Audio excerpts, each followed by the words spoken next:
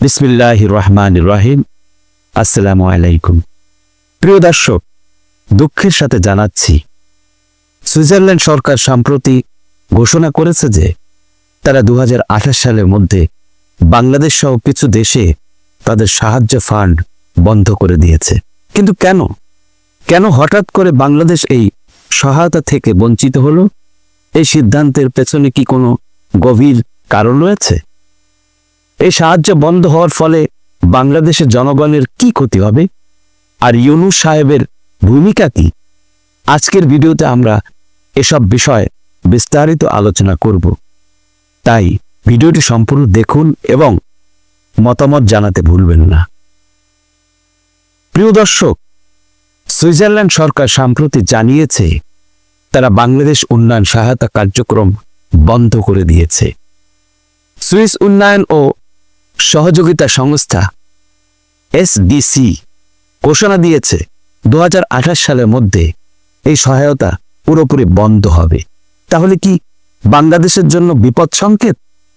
প্রিয় দর্শক, সুইজারল্যান্ডের এই সহায়তার মধ্যে ছিল শিক্ষা খাত, উন্নয়ন, দারিদ্র্য বিমোচন এবং অর্থনীতি স্থিতিশীলতার জন্য বেশ কিছু প্রকল্প। কিন্তু হঠাৎ কেন এই সহায়তা বন্ধ? বিশ্লেষকদের মতে এর অন্যতম কারণ হল বাংলাদেশ সরকারের অব্যবস্থাপনা ও দুর্নীতি।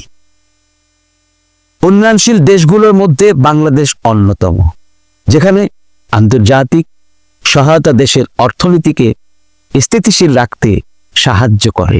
কিন্তু আজকে আমরা এমন এক পরিস্থিতিতে এসে পৌঁছেছি যেখানে বৈদেশিক সাহায্য বন্ধ হচ্ছে, আর এর ফলে ক্ষতিগ্রস্ত হবে সাধারণ মানুষ, যারা এই সহায়তা থেকে উপকৃত হতো। প্রিয় দর্শক, এখন প্রশ্ন আসে, অধ্যাপক ইউনূসের ভূমিকা কি?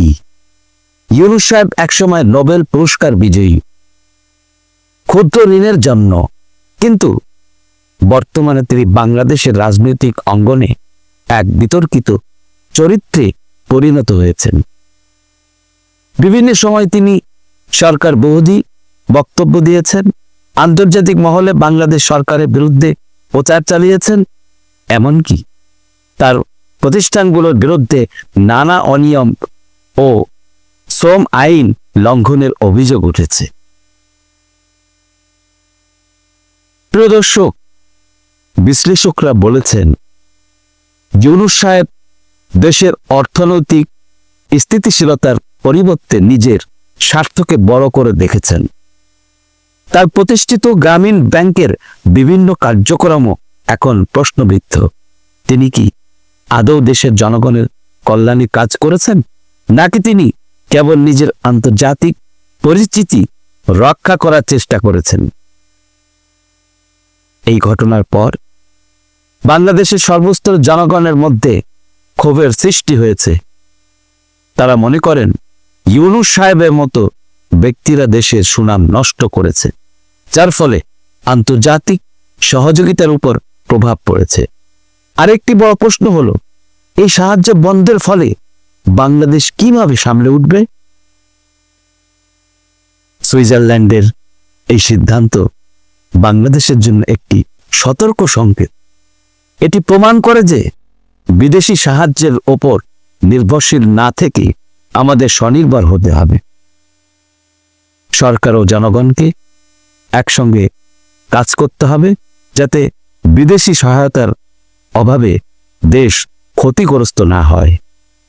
প্রিয় দর্শক, ভিডিওটি যদি ভালো লাগে তাহলে লাইক দিন, চ্যানেল সাবস্ক্রাইব করুন এবং শেয়ার করুন, অন্যদেরকেও জানিয়ে দিন।